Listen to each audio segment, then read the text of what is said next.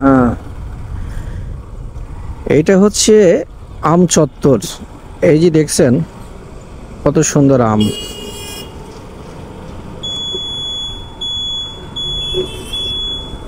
আম চত্বর দিয়ে চলে যাচ্ছি আমরা নহাটা বিমানবন্দরের ওদিকে। আসলে এই 24 সালে কাজগুলো অনেক ভালো হয়েছে, কিন্তু আর পরবর্তীতে আমাদের এই কাজগুলো হবে কিনা এটা জানা নেই। কারণ জানেন রাজশাহী শহরে অনেক কিছুই উন্নতি শিখরে এগিয়ে যাচ্ছিল। আসলে যেভাবেই হোক কিন্তু আমাদের রাজশাহীর উপকার হচ্ছিল। আমি বলবো না কি ক্ষতি হচ্ছিল, যতটুকুই হয়েছে আলহামদুলিল্লাহ এটাই হচ্ছে তাদের অবদান। এখান থেকে সামনে আমাদের হচ্ছে বিমানবন্দর, যেটা নহাটার মধ্যে পড়ে। আসলে বিমানবন্দর আমাদের রাজশাহীর আন্তর্জাতিক বিমানবন্দর হওয়ার কথা ছিল, জানেন কিছুদিন আগেও সংবাদের মাধ্যমে জানতে পারছিলাম যে এই রাজশাহীকে আন্তর্জাতিক বিমানবন্দর করা হবে, যেটা আমাদের বিশেষ করে রাজশাহীবাসীর জন্য অনেকটাই উন্নত হইতে যাবে।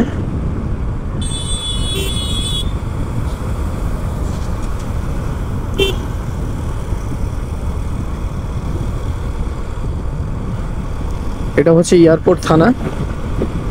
এই এয়ারপোর্ট থানাতে কোনো বিধ্বংস হয় নাই।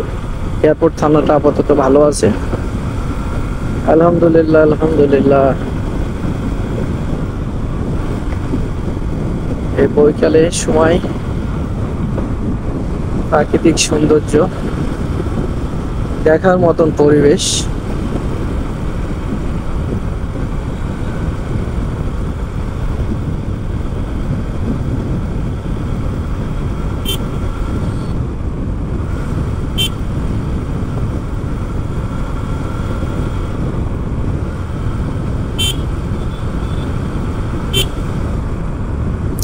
এটা হচ্ছে বায়া বাজার।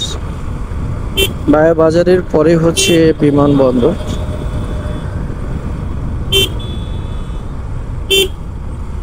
ঢাকা, রাজশাহী টু ঢাকা চলাচল করা যায়,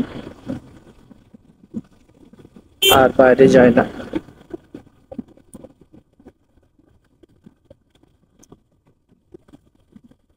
আসলে অনেক কিছুই দেখার আছে আপনাকে জীবনে। মনে আনন্দ পেতে হলে অথবা দেখা যাচ্ছে কি আপনার একাকিত্ব কাটাতে হলে অবশ্যই আপনাকে ঘুরতে হবে, জায়গায় জায়গায় ঘুরতে হবে। যার যতটুকু সমর্থন তারা সেভাবে ঘুরবে। এটা কারখানা বিভাগ, মানে কারখানা এখানে আছে। কিছু কিছু কারখানা আছে বলেই এখানে কারখানা বিভাগ দেওয়া হয়েছে। আসলে দেখতে দেখতেই আমরা বিমানবন্দর চলে আসছি। এই যে আমার সামনে।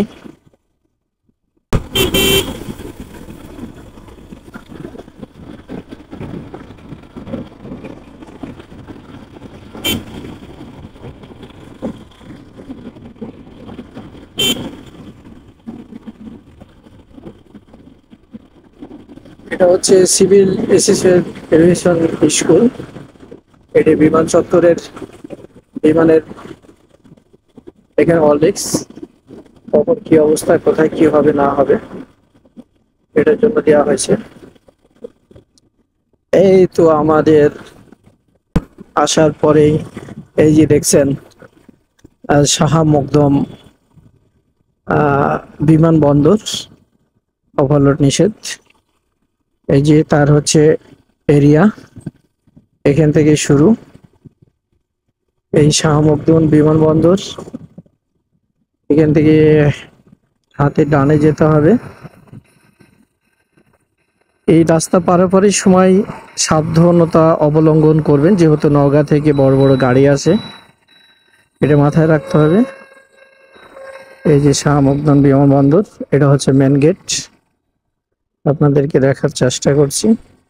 আগে এখানে প্রশাসনের লোকজন থাকতো, এই গন্ডগোলের পরে